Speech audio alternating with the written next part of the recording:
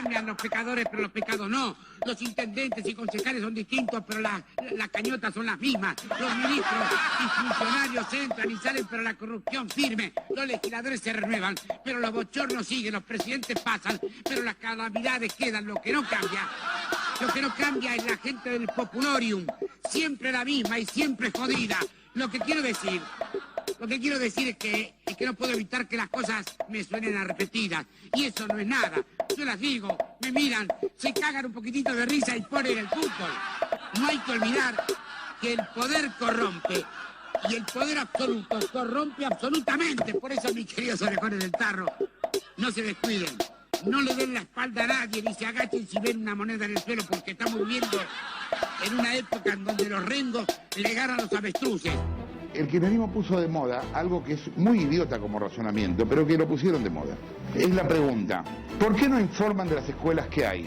Porque eso no es el periodismo. El periodismo es informar de las escuelas que no hay, no de las que hay. El periodismo es la excepción, no es la regla. ¿Desde cuándo el periodismo es el periodismo de las buenas noticias?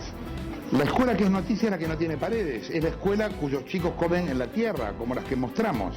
La noticia es la excepción. Claro, no les gusta que les conté las costillas y esa es nuestra tarea. Para eso nos han puesto, porque eso es lo que somos un partido de oposición, que tenemos que controlar lo que hacen, que acompañar las cosas que estén bien, pero un gobierno como este marcarle el rumbo y marcarlo cuando hace cosas mal. El dedo en la llaga.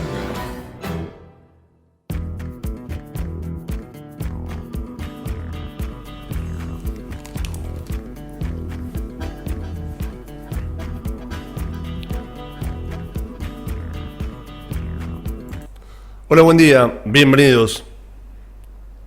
Durante el fin de semana nos informamos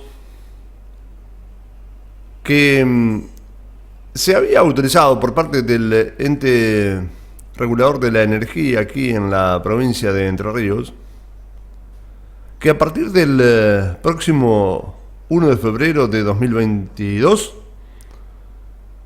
iba a aumentar el costo de la energía eléctrica. El ente regulador de la energía aquí en Entre Ríos autorizó el aumento solicitado por la empresa Enersa, entre otras prestadoras. Esto de prestadoras entre comillas porque no prestan absolutamente nada, sino que cobran por el servicio también cabe subrayar entre comillas. El organismo dependiente también del gobierno provincial autorizó a la empresa Enersa a aumentar la tarifa por el suministro de energía eléctrica a partir del 1 de febrero de 2022, aumento que en promedio sería del 21%. Sería, por qué no decir en forma afirmativa, va a ser en promedio del 21%. Esto está desarrollado en la edición impresa de Retórica de hoy lunes. Este anuncio fue una especie de regalito de Navidad por parte del gobierno de la provincia de Entre Ríos, que no se queda con ese solo anuncio, sino que también en una reunión que se desarrolla en Buenos Aires hoy lunes, nuestro gobernador Gustavo Bordet va a firmar con el presidente Alberto Fernández lo que se denomina el nuevo consenso fiscal.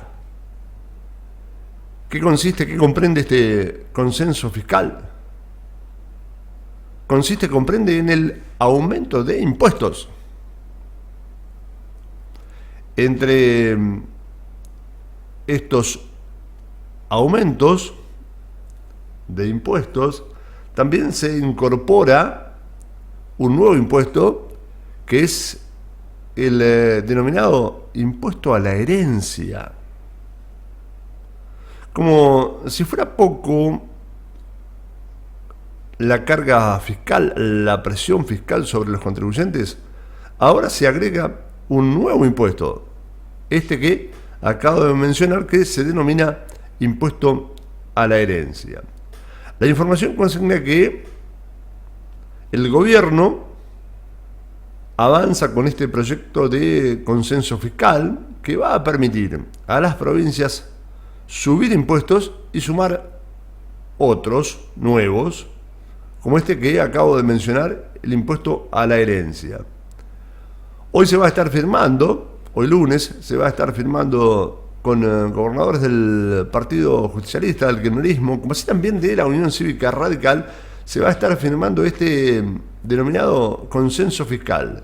El nuevo pacto fiscal va a permitir a las provincias mantener hasta fin del año 2022 los impuestos locales, como ingresos brutos, sellos e inmobiliario, por encima de lo acordado en el pacto fiscal de 2017, cuando se realizó un plan para bajar los impuestos paulatinamente. Y sobre esto de los acuerdos oportunamente para bajar los impuestos, se refiere el diputado provincial Esteban Vitor, con quien vamos a conversar en minutos, porque justamente el diputado provincial Esteban Vitor le recuerda al gobernador Gustavo Bordet la promesa que hiciera oportunamente de bajar los impuestos. La información sobre esto que acabo de mencionar consigna que el diputado provincial Esteban Vitor, esto está en Retórica en Internet, en Retórica edición impresa también de hoy lunes, el diputado provincial Esteban Vitor se dirigió al gobernador de Entre Ríos, Gustavo Bordet, señalándole: esperemos que Bordet tenga memoria y no pretenda incorporar nuevamente en Entre Ríos el impuesto a la herencia. Presta atención, escuche, este impuesto a la herencia, el mismísimo actual gobernador de la provincia de Entre Ríos, Gustavo Bordet, propuso derogarlo oportunamente, y también en su momento este impuesto a la herencia fue declarado inconstitucional aquí en la provincia de Entre Ríos.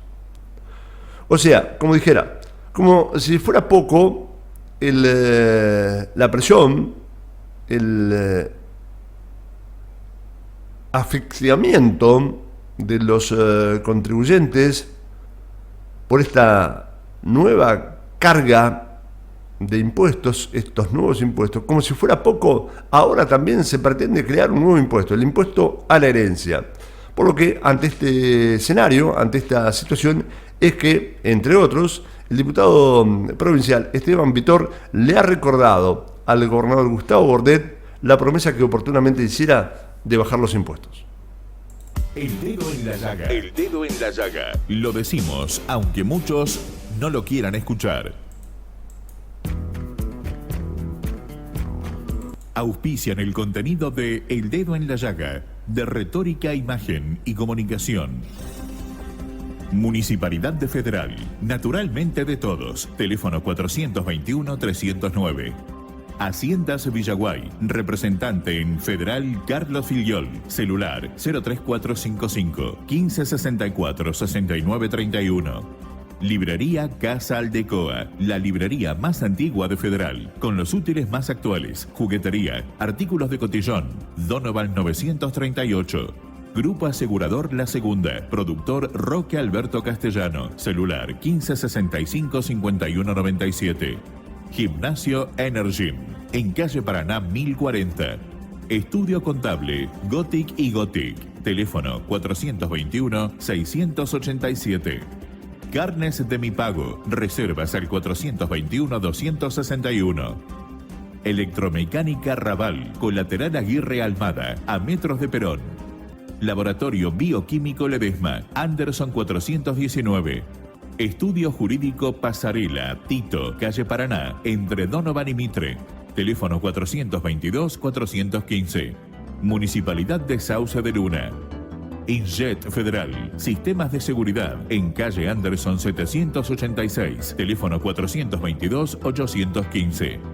Escribanía Sánchez, Mitre, esquina Rivadavia. Asesoramiento personalizado en negocios inmobiliarios. Teléfono 421-065. Comercial Federal. Pida hormigón elaborado llamando al 421-119. Federal Muebles, a la altura de las grandes ciudades, en artículos de bazar, ofertas insuperables, colchonería, camping. Colateral Berardo, esquina Antelo. Consultorios médicos diagnósticos, consultas y turnos al 421-397. Veterinaria Hernández, tradicionalmente a su servicio. Teléfono 421-582. Folmer, servicio de trámites y encomiendas. Federal Concordia, Anderson 585. Teléfono 421-793. GNC, Gran María Federal, Ruta Provincial 22, en la salida a Concordia. Rocío Cardoso Abogada, Boulevard Antelo, esquina Colateral Berardo. Teléfono 427-493. Carnicería La Granja 2. Ofertas diarias. Urquiza 1550. Megacom, líder en telefonía móvil. Agente oficial DirecTV. Urquiza, esquina Cuneo. Las Mellizas Mercería, Irigoyen 1064. Farmacias en Red, Urquiza, Avenida Ledesma. Estudio Contable CIA. Hugo Fabián Confalonieri, Contador Público Nacional, Productor Asesor de Seguros, Belgrano 592, celular 15403-310. ATE Seccional Federal. Sigue trabajando para brindar más beneficios a sus afiliados. Acérquese y consulte. Desde ATE, seguimos defendiendo los derechos laborales con una lucha genuina. ATE es de los trabajadores. Gobierne quien gobierne. Bloque de concejales Juntos por el Cambio. Hugo Gómez, Noelia Taborda, Alexis Pereira y Laura Molina. Junto a los vecinos. Junto a la comunidad.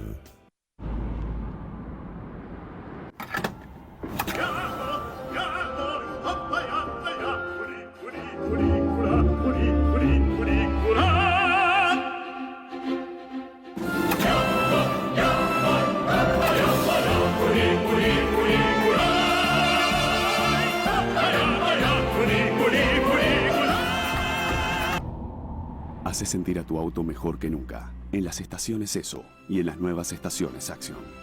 Los combustibles de Action Energy contienen Action Protect, un componente que limpia los inyectores y reduce la fricción, protegiendo tu motor, asegurando un desempeño superior y desplegando toda su potencia. Action Energy. Somos acción. Somos energía. Esto es El Dedo en la Llaga. El análisis minucioso de una realidad que algunos no quieren ver.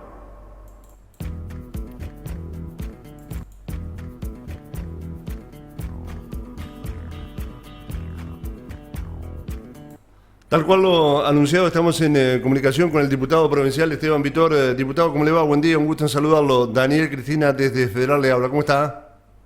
¿Qué tal, Daniel? Buenos días. Muchas gracias por el llamado.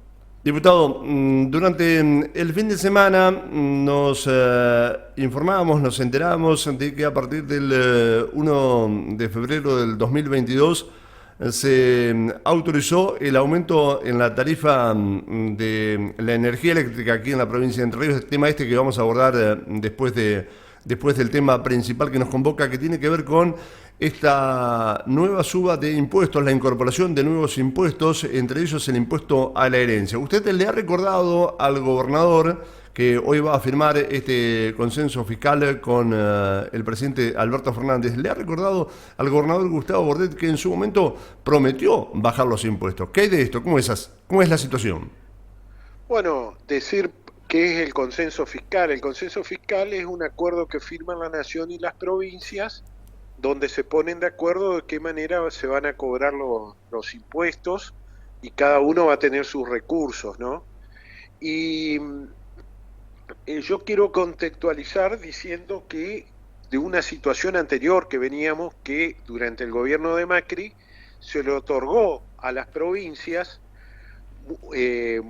una suma importante de recursos, unos reclamados de vieja data, como la famosa devolución del 15% de la coparticipación, que es una suma de dinero importantísima, hacerse cargo de las deudas de las cajas de jubilación en las provincias donde no habían sido transferidas a la nación, una serie de recursos que fueron innumerables, y a cambio las provincias tenían que ir bajando gradualmente los impuestos, esto es ingresos brutos, sellos, ley 4035, automotores y demás, para que la provincia sea competitiva. ¿Esto qué significa que sea competitiva? Que venga inversiones, que se genere trabajo genuino, que se entre en un círculo virtuoso donde haya mucho generación de empleo, baja de gasto, digamos, y aumento de la productividad.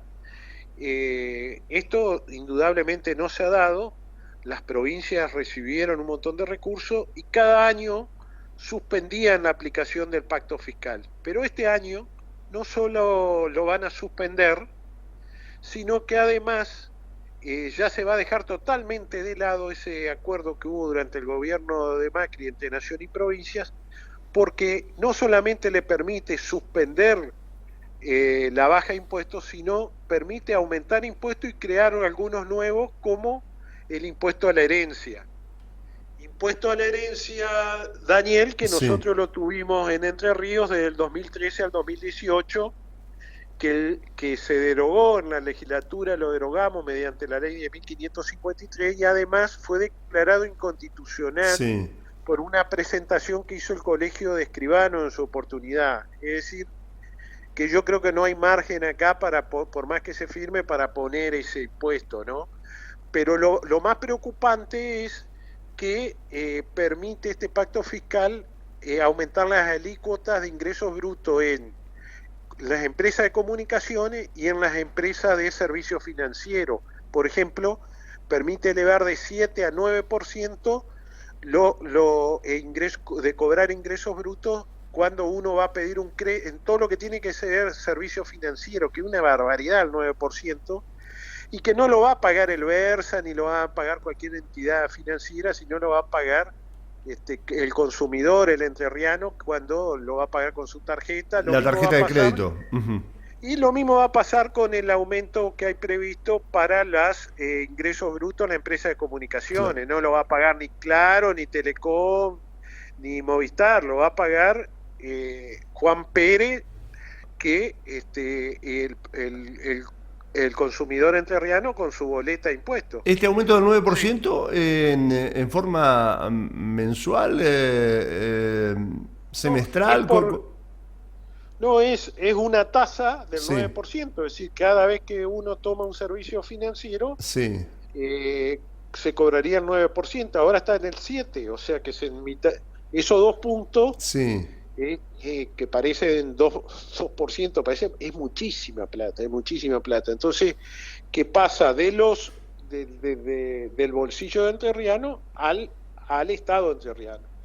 Y esta situación se da también porque, recordemos, otra cosa que quiero recordar, que hace poco fue en el Congreso Nacional rechazado el presupuesto que había presentado el Gobierno Nacional, pues un presupuesto mentiroso, con un montón de cosas, que además ocultaba aumento encubierto de impuestos. Entonces, ahora, ¿qué dice? Mediante el pacto fiscal, bueno, arréglense las provincias, cobren ustedes los impuestos, ustedes paguen el costo político de hacerlo. Entonces, esta es la situación de hoy, que hoy van a firmar en Olivos todos los gobernadores, la mayoría de gobernadores, que no tienen margen, digamos, porque dependen fiscalmente, salvo la Ciudad Autónoma de Buenos Aires, todos los distritos dependen fiscalmente de la nación. Entonces, se ven en la obligación, por más que no estén de acuerdo, muchos gobernadores, de firmarlo.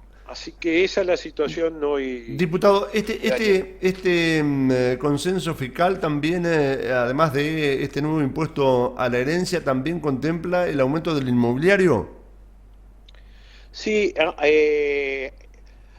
del inmobiliario y de automotor, aumentan los topes que pueden cobrar las provincias. Eso no significa que lo vayan a hacer, eso hay que ver después cada ley impositiva que se dicte en cada provincia cómo va a ser, pero sí habilita a que tengamos más... En definitiva, esto es lo que habilita a las provincias a cobrar más impuestos, ¿no? Claro. Diputado, ¿y qué es el impuesto a la herencia? ¿En qué consiste? ¿Qué comprende? El impuesto a la herencia, conocido como impuesto a la transmisión gratuita de bienes, es cuando hay una sucesión, Sí. sí o sí hay que pagar un porcentaje de los bienes.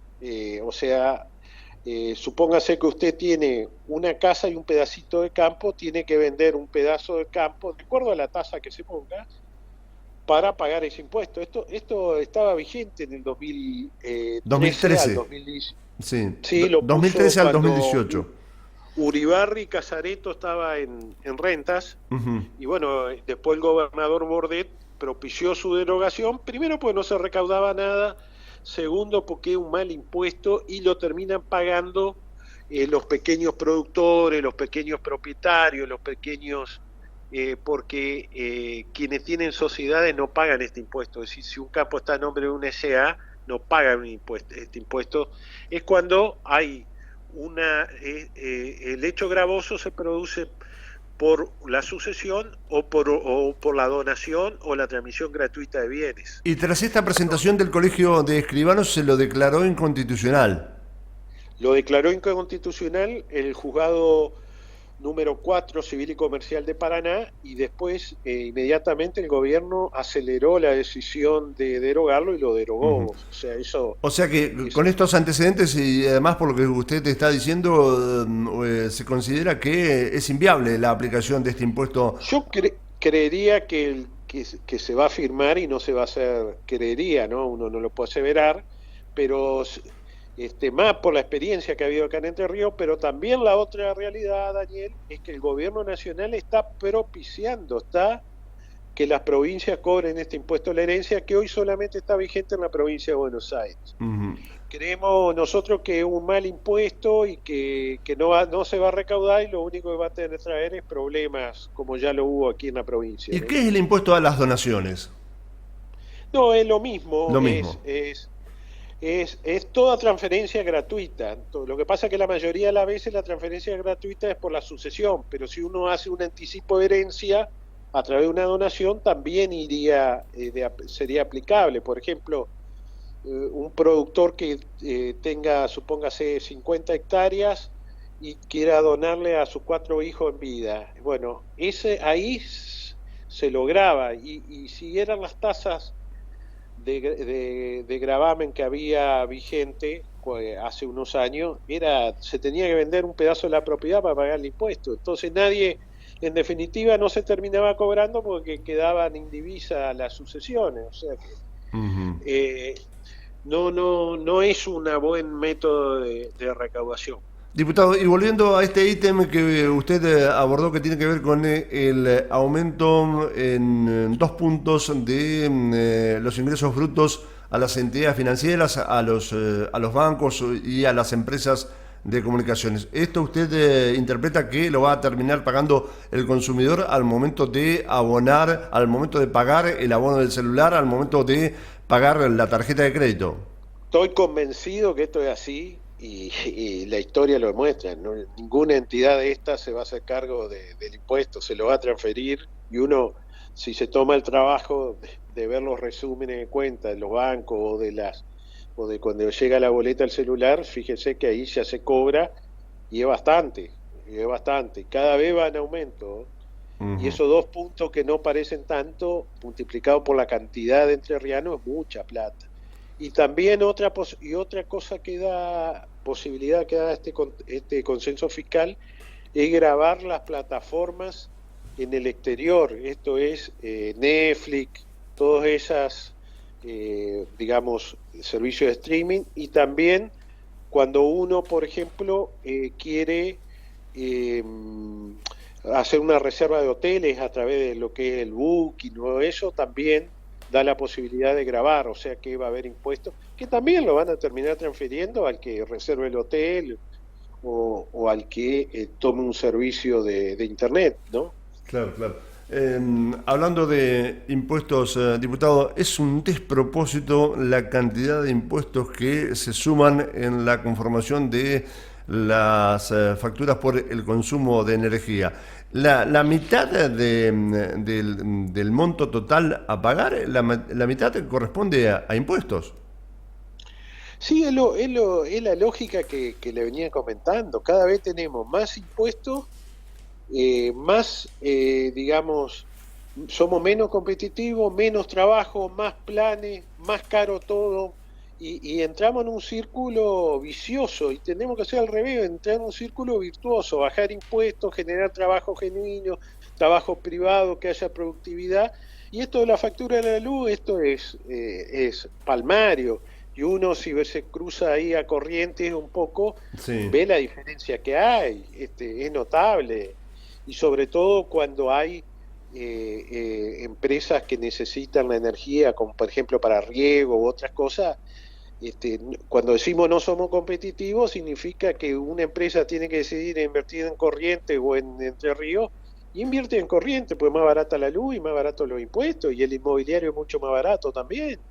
Claro. Entonces, son cosas que uno, digamos, ojalá tuviera, sería otra la realidad, pero uno tiene que describirla, y uno se revela ante esto, y bueno, tiene que haber un punto de inflexión. Entre Ríos no es una provincia cualquiera, me parece que es una provincia para estar en los primeros lugares del país, pero no, siempre estamos estancados, yendo para atrás, con 1 millón y pico de habitantes hace más de 50 años, y no teniendo, digamos, posibilidades de crecimiento, siempre estancados, siempre con falta de infraestructura. Y la verdad que uno se resiste, y por eso uno también está en política queriendo que se cambie esta realidad, ¿no? Diputado, sabrá, por supuesto, tendrá conocimiento de lo que decía en la introducción a esta nota, que se autorizó por parte del Ente Provincial de la Energía el aumento de la tarifa de energía eléctrica a partir del 1 de febrero del 2022. En promedio, la suba va a ser del 21%. ¿Cómo es esto? Que un propio organismo del gobierno provincial, del Estado entrerriano, autoriza a una empresa que es NERSA, también resulta un contrasentido, ¿no? Autoriza Sí. a subir el impuesto a las tarifas.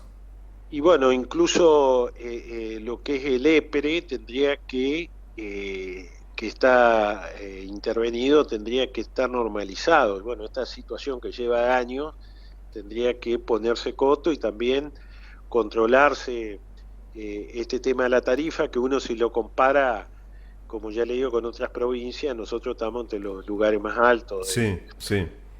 Y también vemos, uno viene haciendo un seguimiento de la estructura de NERSA, y tiene una estructura cada vez más costosa, cada vez se nombra más gente, cada vez, se termina pagando, digamos, todas estas cosas, todas estas situaciones digamos, alguien lo paga, en definitiva alguien paga estos gastos de estructura tan importantes que por ahí tiene, y se paga a través de la tarifa eléctrica y del directorio que tiene NERSA. Sí. Yo he sido muy crítico, y todo se maneja, sumas millonarias hay de los directores, los síndicos, por ir una vez, por firmar un acta una vez al mes, cobran sumas millonarias. Entonces, todas estas cosas se terminan pagando, y ojalá se publicitaran. Yo he pedido informes que nunca me han contestado, pero bueno, son cosas por todo el mundo sabidas, ¿no? Y alguien las paga, que es el pueblo entrerriano. Diputado, lo último, volviendo a lo que usted acaba de recordarle al gobernador, que cumpla con su promesa de bajar los impuestos. En el 2017 se había acordado, se había rubricado un acuerdo de que estaba el compromiso de la provincia, de las provincias, en este caso puntual en lo que nos compete a nosotros, la provincia de Entre Ríos, de comenzar a bajar gradualmente los impuestos, lo que en la práctica no se ha dado. No, esto significaba que la provincia recibió una suma muy importante de dinero, por fuera de lo que venía cobrando de coparticipación, a través de la ley 26.720, que es la ley que permite compensar parte del déficit de la caja de jubilaciones. Recibió muchísimo dinero. A cambio, lo que tenía que hacer era de a poco ir bajando impuestos. ¿Para qué? Para generar trabajo. Pero eso no se lo hizo.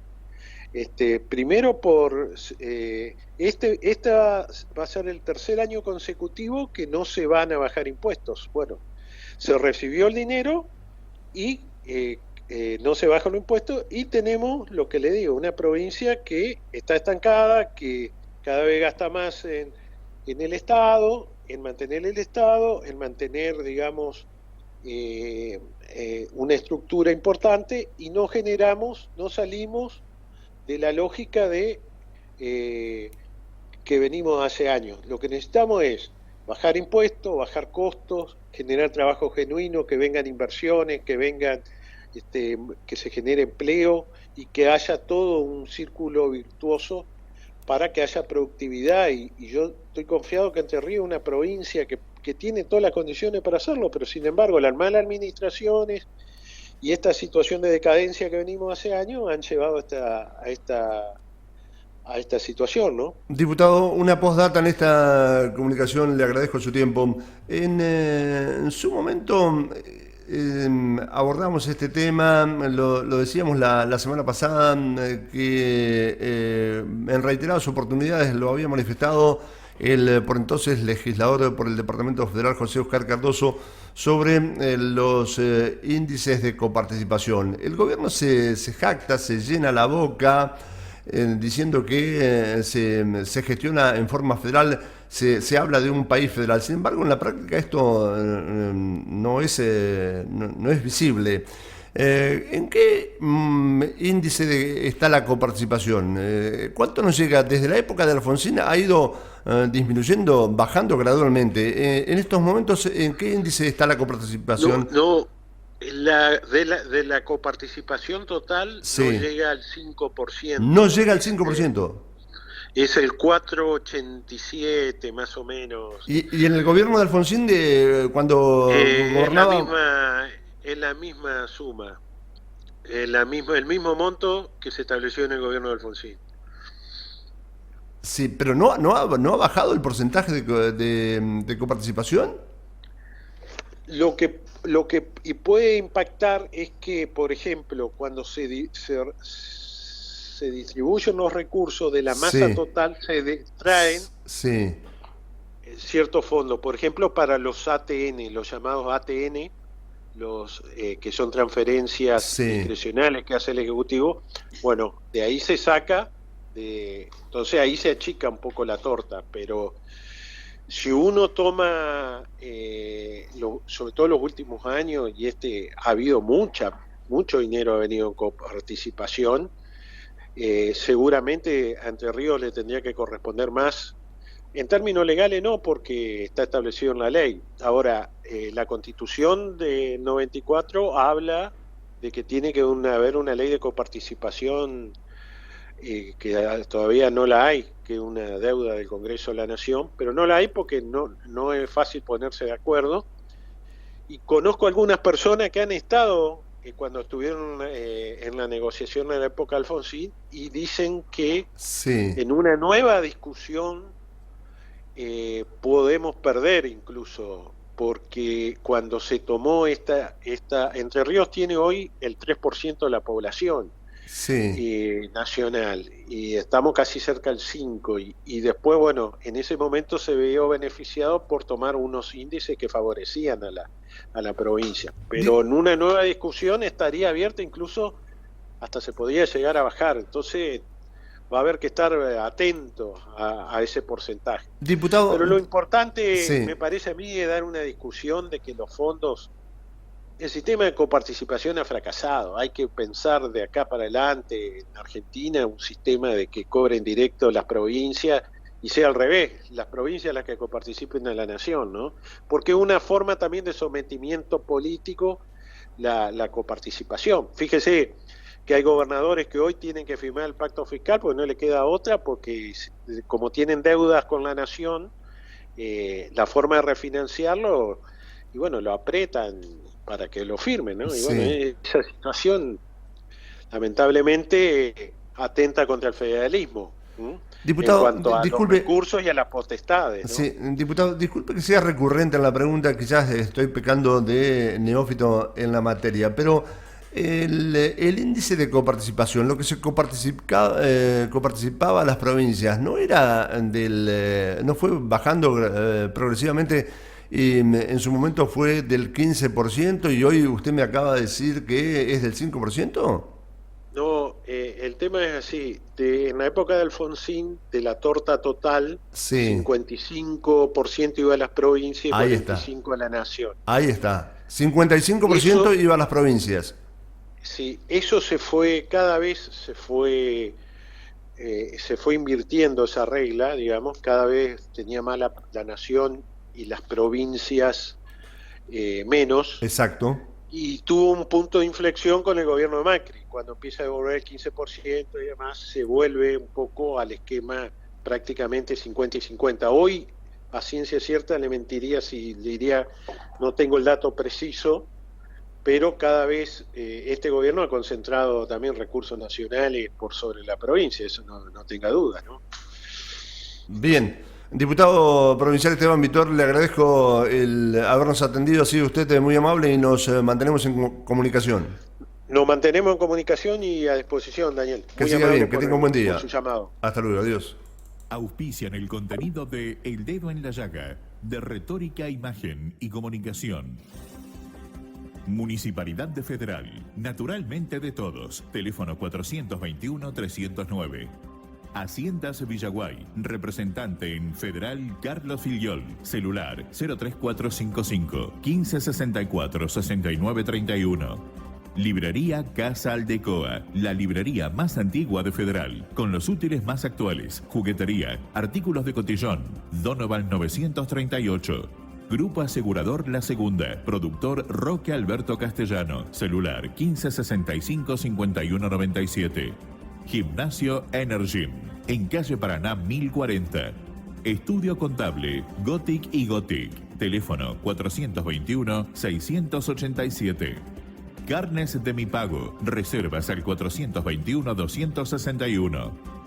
Electromecánica Raval, colateral Aguirre Almada, a metros de Perón. Laboratorio Bioquímico Ledesma, Anderson 419. Estudio Jurídico Pasarela, Tito, calle Paraná, entre Donovan y Mitre. Teléfono 422-415. Municipalidad de Sauce de Luna. Injet Federal, sistemas de seguridad, en calle Anderson 786. Teléfono 422-815. Escribanía Sánchez, Mitre, esquina Rivadavia. Asesoramiento personalizado en negocios inmobiliarios. Teléfono 421-065. Comercial Federal. Pida hormigón elaborado llamando al 421-119. Federal Muebles, a la altura de las grandes ciudades. En artículos de bazar, ofertas insuperables, colchonería, camping. Colateral Berardo, esquina Antelo. Consultorios médicos diagnósticos. Consultas y turnos al 421-397. Veterinaria Hernández, tradicionalmente a su servicio. Teléfono 421-582. Folmer, servicio de trámites y encomiendas. Federal Concordia, Anderson 585. Teléfono 421-793. GNC, Gran María Federal, Ruta Provincial 22, en la salida a Concordia. Rocío Cardoso Abogada, Boulevard Antelo, esquina colateral Berardo, teléfono 427-493. Carnicería La Granja 2, ofertas diarias, Urquiza 1550. Megacom, líder en telefonía móvil, agente oficial DirecTV, Urquiza, esquina Cuneo. Las Mellizas Mercería, Irigoyen 1064. Farmacias en Red, Urquiza, Avenida Ledesma. Estudio Contable CIA, Hugo Fabián Confalonieri, Contador Público Nacional, Productor Asesor de Seguros, Belgrano 592, celular 15403-310. ATE Seccional Federal, sigue trabajando para brindar más beneficios a sus afiliados. Acérquese y consulte. Desde ATE, seguimos defendiendo los derechos laborales con una lucha genuina. ATE es de los trabajadores. Gobierne quien gobierne. Bloque de concejales Juntos por el Cambio. Hugo Gómez, Noelia Taborda, Alexis Pereira y Laura Molina. Junto a los vecinos. Junto a la comunidad.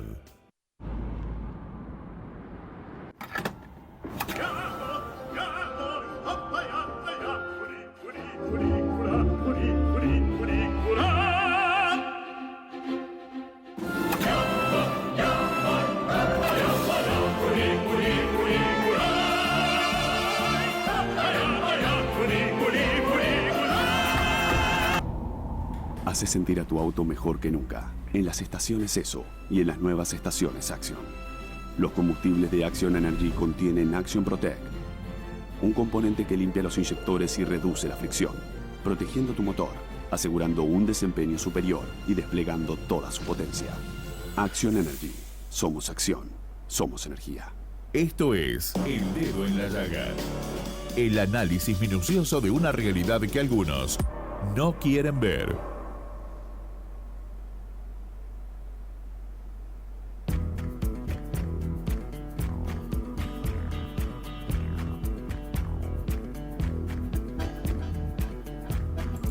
Nos explayamos en cuanto a esta noticia que se conoció durante el fin de semana de que el ente regulador de la energía había autorizado a partir del 1 de febrero del 2022 el aumento de la tarifa por el suministro de energía eléctrica. La información que está en la edición impresa de Retórica de hoy consigna que el cargo fijo que se paga haya o no consumo aumenta 45,83%.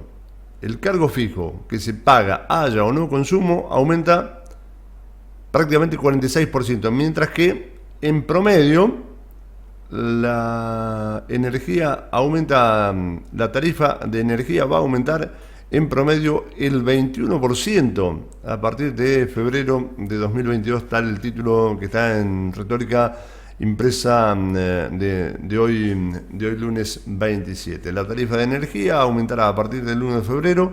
El ente regulador autorizó un nuevo cuadro tarifario en Entre Ríos, con vigencia a partir del 1 de febrero. El aumento promedio es del 21%, aunque algunos valores, como el cargo fijo, aumentan un 46%. El cargo fijo es esto de que haya o no consumo. Se establece que igualmente se cobra este monto que va a aumentar en 45,83%. El ente regulador de la energía aprobó los valores del nuevo cuadro tarifario del servicio eléctrico que regirá en la provincia a partir del próximo 1 de febrero y hasta el 30 de abril. Luego, seguramente, habrá otra suba, se autorizará otro aumento para las, entre comillas, prestadoras, así se les llama, prestadoras del servicio entre comillas, por el suministro de energía eléctrica.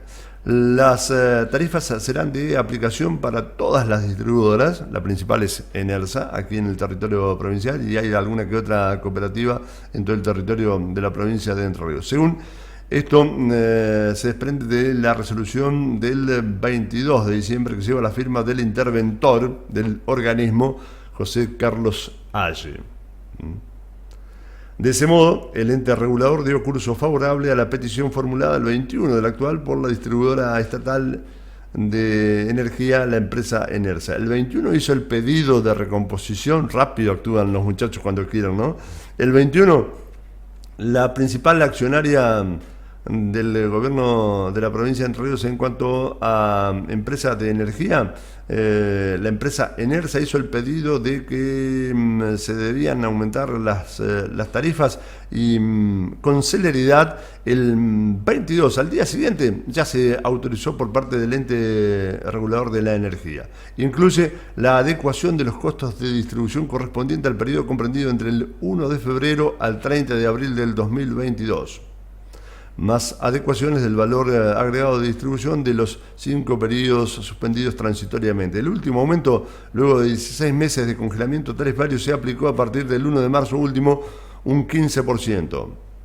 En realidad, Enersa, la distribuidora estatal, absorbe 3/3 del mercado en Entre Ríos, apuntó a conseguir un aumento promedio para consumos residenciales del 43,44%. Pero el ente les dijo, les autorizamos en promedio un aumento del 21%, aunque los valores por el cargo fijo del servicio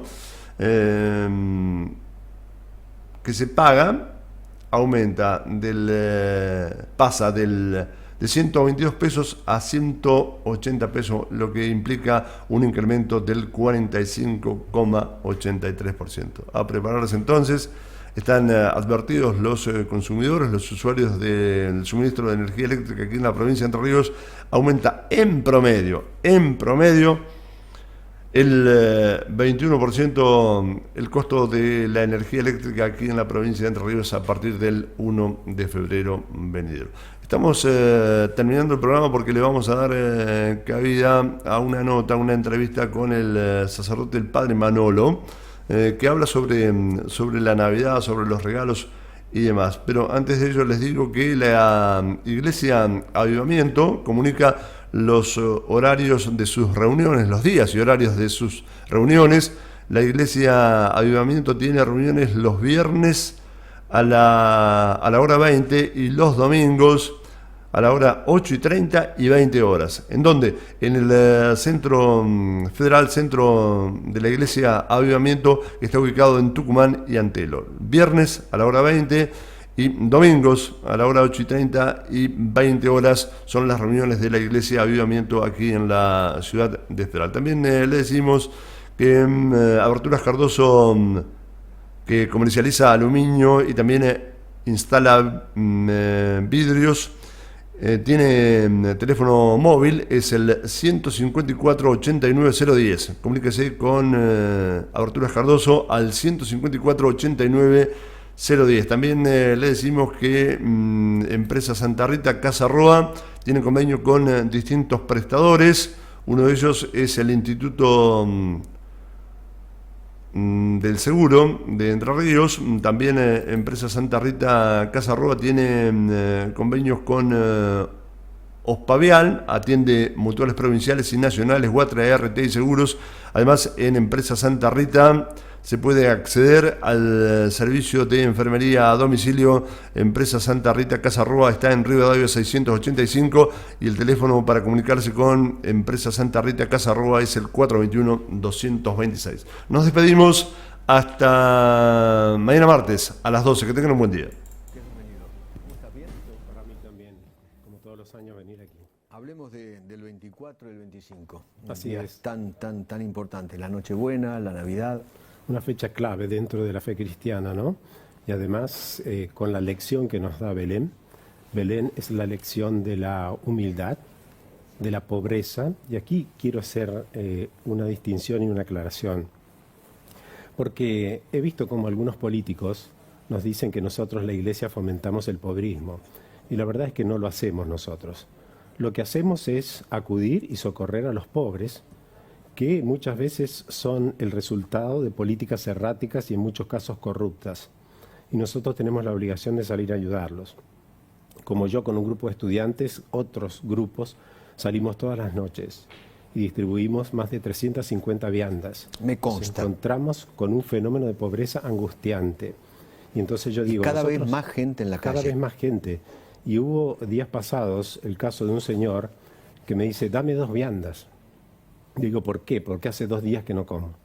Tengo más hambre que ganas de vivir. Esa es la realidad. Esa Entonces, frase es tremenda. Es una frase letal. Y me decía que hacía 2 días que no comía. Digo, entonces nosotros no fomentamos el pobrismo como iglesia, socorremos a los pobres. Nosotros no fomentamos la pobreza. La pobreza es una expresión de políticas erráticas, vuelvo a insistir, y en muchos casos corruptas. Entonces, la lección de Navidad es la lección de un niño que se hace hombre, que viene al mundo, que nos muestra el valor de la pobreza en el sentido del desprendimiento, y aquí hay mucho que aprender frente a la lógica del poder, la lógica del desprendimiento, el donarse, y también de la fragilidad y la vulnerabilidad. ¿Me hablas, padre, de ese día que llegó Jesús? Sí. Bueno, ese día, ¿por qué nace en Belén? Porque ellos estaban en Nazaret. Israel se divide en 3 partes, Galilea, Samaria y Judea. En Judea está Jerusalén, en Samaria está Jericó, la ciudad más antigua, más de 10.000 años, y en el norte está Nazaret.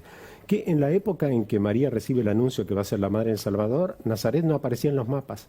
Yo siempre que voy a Israel digo, ¿qué misterio? ¿Cuál es la lógica de Dios? Nacer allí, muy lejos de las grandes urbes y sobre todo de ¿Qué Roma. distancia de Belén? De Belén, Belén, de Judea, sí, de Jerusalén, 10 kilómetros. 10 kilómetros. Sí, 10 kilómetros. Y entonces venían del norte porque el emperador César Augusto había dado un edicto que decía que debían empadronarse todos. Y como José había nacido en Belén, Belén que nació también allí el rey David. Entonces José pertenecía a la dinastía de David, debía empadronarse allí, y estando allí María da luz, pero nadie los recibe. Es aquello que dice también el Evangelio de Juan en el prólogo, ¿no? Vino a los suyos y los suyos no lo recibieron. Y nace en una posada. Y esto es muy interesante porque en una cueva, porque los hombres, las mujeres, los de la época, no lo reciben a Jesús. Y entonces, ¿qué nos dice esto? Que nace en la pobreza y nace también en un contexto de vulnerabilidad, de fragilidad. Yo siempre recuerdo esa frase de Rabindranath Tagore, ese poeta bengalí, que nació en Calcuta, como la Madre Teresa de Calcuta. Y él decía que cuando un niño nace es un signo de que Dios no se ha olvidado del mundo. Yo lo veo en neonatología, en el Sanatorio Tamendi todos los días, ¿no? Es allí un signo de que Dios no se ha olvidado del mundo. Y el hecho que naciera aquí en este mundo es un signo de que quería venir a ayudarnos y a salvarnos. Por eso digo que Navidad es la fiesta de la acogida, del hospedaje a Jesús. Y ¿cómo es el lugar donde nace? El lugar donde nace, bueno, recordemos que cuando nace Jesús, después la gente comienza a acudir allí, los cristianos, a ese lugar, sobre todo para honrarlo, como una especie de ermita, ¿no? Aquí nació Jesús. Pero viene en el 134 el emperador Adriano, arrasa con todo lo que sea signo cristiano y también signo judío. De hecho, la ciudad de Jerusalén la devastó. Pero allí en ese lugar donde nació Jesús, planta un bosque sagrado dedicado al dios Adonis, que es el dios del ciclo agrario.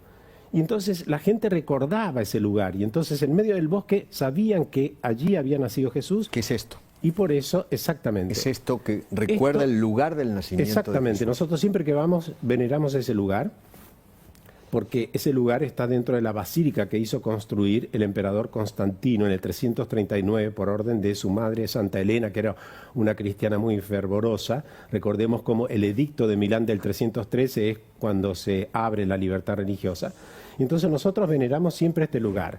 Y aquí fíjate, esta estrella que es de plata, de 14 puntas, recuerda el lugar donde nació Jesús. Y después aquí enfrente está el pesebre, donde se lo colocó a Jesús. De hecho, la iglesia de la Natividad, la basílica, está administrada, según el statu quo, por 3 religiones: los cristianos, los griegos ortodoxos y los armenios. Pero nosotros no podemos celebrar la misa, los cristianos, los católicos, en la Basílica de la Natividad, solamente en el lugar del pesebre. Y es muy emocionante porque, bueno, esa basílica, digamos, como dicen los italianos, tiene una storia travagliata, es decir, muy difícil, porque en el 339 se construye, después viene una revolución samaritana, exactamente, en el 529, y después Justiniano la reconstruye, en el 614 vienen los persas, que quieren destruir todo. Pero ¿qué pasa? Ven que hay un mosaico aquí dentro de esta basílica que representaba a los Reyes Magos. Y entonces ellos aparecían con vestimenta persa. Entonces los persas dijeron, no, este lugar no lo vamos a destruir, tiene que ver con nosotros. Y por eso se salvó. Pero después... La puerta. Cuando llega en el 1009, el califa El Hakim, egipcio, quiere destruir todo, pero no, también se detiene. ¿Y qué pasa? Esta puerta es muy pequeña, se llama la Puerta de la Humildad. Había una foto donde mostramos la Puerta de la Humildad, exactamente esta. ¿Por qué? Esta puerta no era originaria, sino que se construyó después. ¿Por qué? Porque en la época del Imperio Turco, los otomanos entraban por aquí, los genízaros, que era el regimiento de infantería del sultán otomano, y entonces con sus jinetes y sus carros destruían todo lo que había dentro. Entonces, ¿qué pasa? Se construyó esta puerta, se la achicó. Por lo tanto, para poder ingresar a la Basílica de la Natividad hay que agacharse. Lo cual significa que para acercarte a Dios tenés que ser muy humilde. Los soberbios y los orgullosos, como canta María en el Magnífica, los derribó del trono. Y yo siempre que vengo aquí recuerdo esos versos de Miguel de Unamuno que decía: agranda la puerta, Padre, porque no puedo pasar. La hiciste para los niños y he crecido a mi pesar. Si no me agrandas la puerta, achícame por piedad. Vuélveme a la edad bendita en que vivir es soñar. Por eso Navidad es la fiesta de la pequeñez, de la humildad, como decíamos antes. O sea, para ver el lugar donde nació Jesús, hoy por hoy hay que entrar por esa puerta. Exactamente. Agacharse. Exactamente. De hecho, hay una ser plaza. humilde, Exacto. y ver el lugar. Hay una plaza aquí delante, donde de este costado está el municipio, porque es curioso, porque en 1997 Yasser Arafat estableció que el alcalde y el vicealcalde de Belén tienen que ser cristianos, no pueden ser musulmanes, tienen que ser cristianos. ¿Me hablas del pesebre?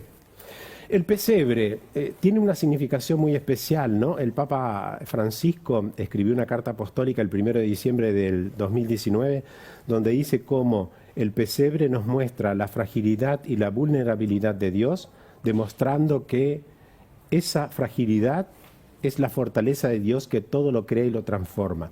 ¿Dónde nace el pesebre? Nace en 1223, San Francisco de Asís era muy devoto, sobre todo de la humanidad de Jesús, y entonces dice, vamos a hacer un pesebre.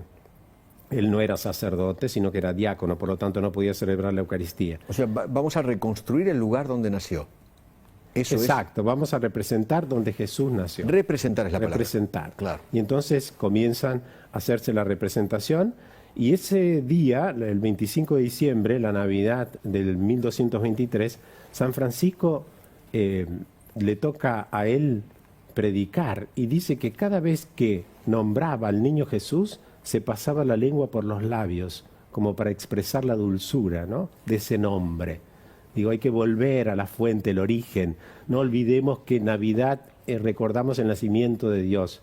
Recién escuchaba al corresponsal en Estados Unidos. Entonces, hoy está la tendencia a decir felices fiestas o happy holidays. Sí. No, no son felices vacaciones, es feliz Navidad. Y cuando digo feliz Navidad, estoy deseando que ese niño Dios que se hizo hombre, ojalá entre en tu corazón y te dé una migaja de humildad de la que él vivió. Ese es el sentido de la Navidad y ese es el sentido del pesebre, ¿no?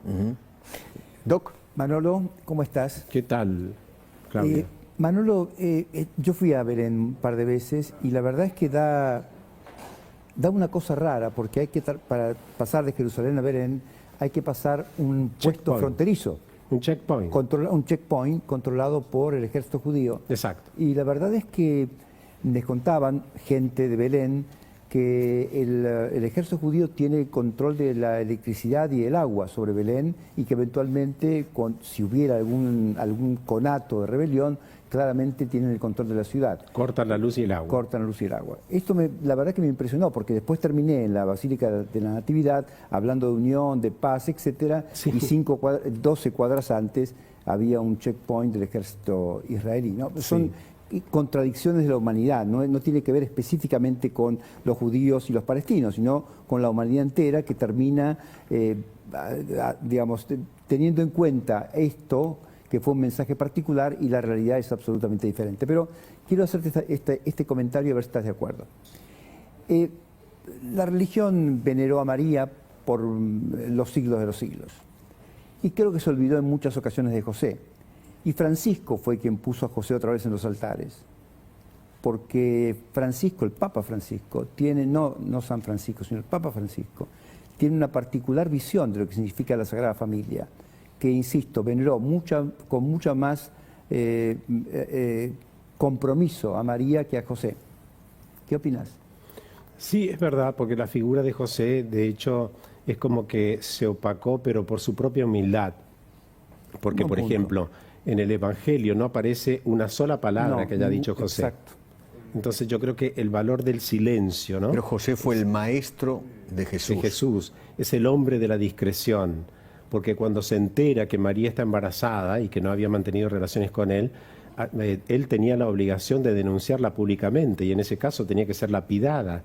Y para que no ocurriera eso, José se calla y la repudia en secreto, no públicamente, no busca el escándalo. Digamos, es el hombre de la discreción y del silencio. El Papa lo ha revalorizado y el Papa siempre tiene, incluso se lo llevó a Roma, una imagen donde aparece San José acostado.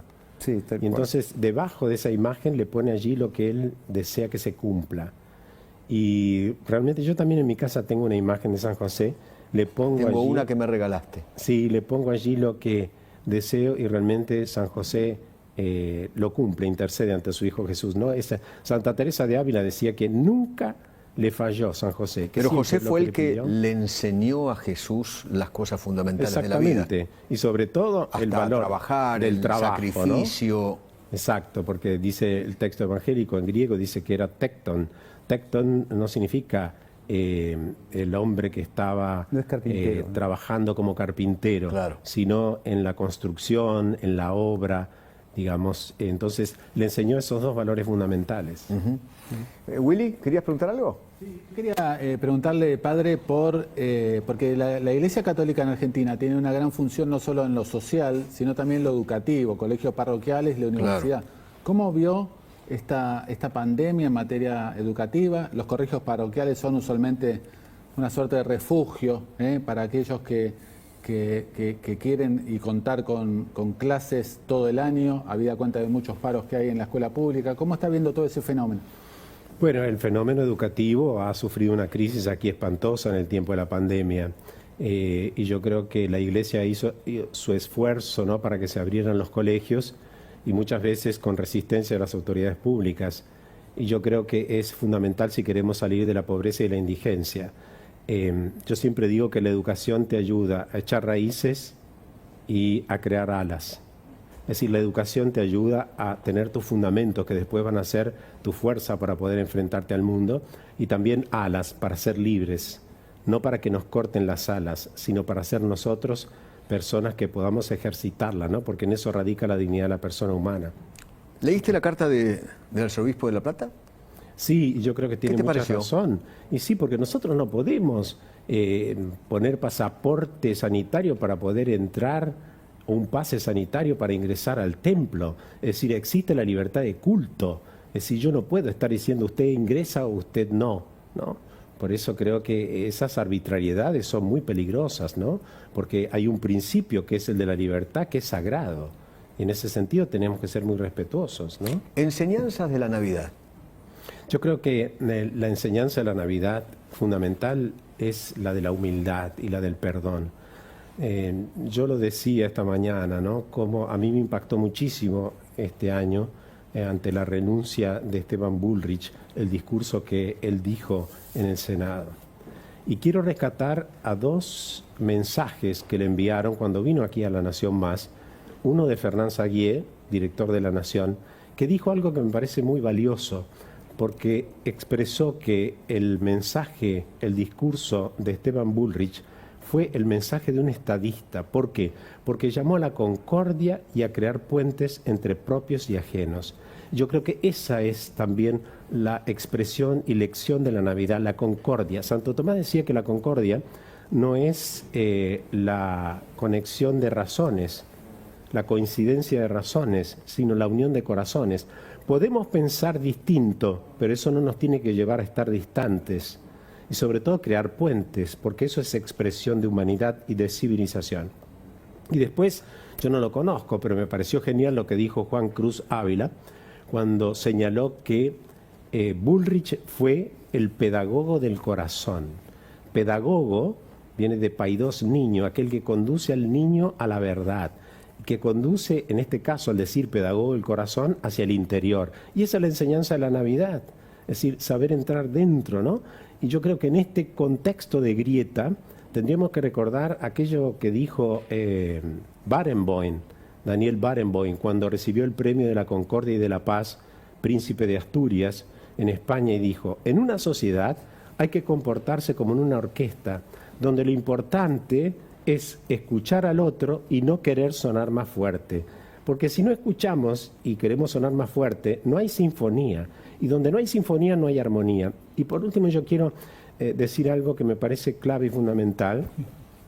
La Madre Teresa de Calcuta, un 25 de diciembre de 1972, dice que pasó por la calle y vio a una mujer leprosa abandonada.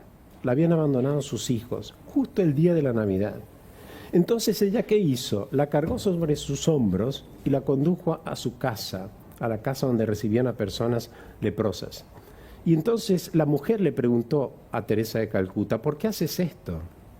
Y Teresa le dijo, me lo ha enseñado mi Dios. ¿Y quién es tu Dios? Y Teresa de Calcuta dijo, mi Dios tiene un nombre bellísimo, se llama amor. Quiero conocerlo. Dice, lo estás conociendo a través de mis manos, que te están expresando ternura y te acarician, a través de mi voz, que te acerca a la vida, y también a través de mis gestos y de mi mirada, que te abraza y te consuela. Dice, quiero conocer a ese Dios, te lo estoy manifestando. ¡Qué maravilla!, dijo la mujer. Dios se llama amor y yo no lo conocía, y a los pocos minutos falleció. Yo creo que esa lección de cercanía, de acercarnos y sobre todo dar acogida, hospitalidad al otro, ¿no? Y hacer realidad aquellos versos del poeta español Alonso de Ledesma, que decía, alma dormida despierta, escucha el dulce clamor, porque esta noche el amor te ha echado un niño a la puerta. Espectacular. ¿Me podés contar, por último, hoy pasó algo extraño en una misa donde estaba el Papa? En plena misa paró la misa para atender un llamado telefónico. No, era ayer. O ayer. La audiencia, eso, la audiencia de los miércoles. Exacto, eso. Sí, ya lo ha hecho varias veces. Es raro. Es raro, sí, es raro. Pero Francisco tiene estos gestos. ¿Pero quién habrá llamado? Tiene estos gestos. No lo sabremos. No, obviamente. Pero, digamos, es un signo también de su solicitud pastoral, que incluso en los momentos en que está ejerciendo su magisterio, tal vez le comunicaron que era urgente, que alguien debía comunicarse con premura, y él lo atendió, ¿no? Es muy impresionante. Ese estar cerca, creo que es la enseñanza maravillosa que nos está dejando el Papa Francisco, ¿no? Estar cerca y sobre todo estar cerca de las periferias, no de la ciudad, sino de las periferias. Y digo, cuando nosotros salimos a ayudar a los pobres, estamos saliendo a las periferias. Dentro de la ciudad, esas periferias que son existenciales, porque esa persona que me dijo a mí, tengo más hambre que ganas de vivir, lógicamente que estaba viviendo al costado de la vida. Totalmente. Padre, te quiero. Gracias por venir. Un gran abrazo a todos, feliz Navidad, y que el Niño Dios nos dé alguna migaja de esa humildad que él vivió para poder hacer sentir el perfume de Belén. Gracias, querido. Gracias. Querido Willy, voy con vos. Sí, Eduardo.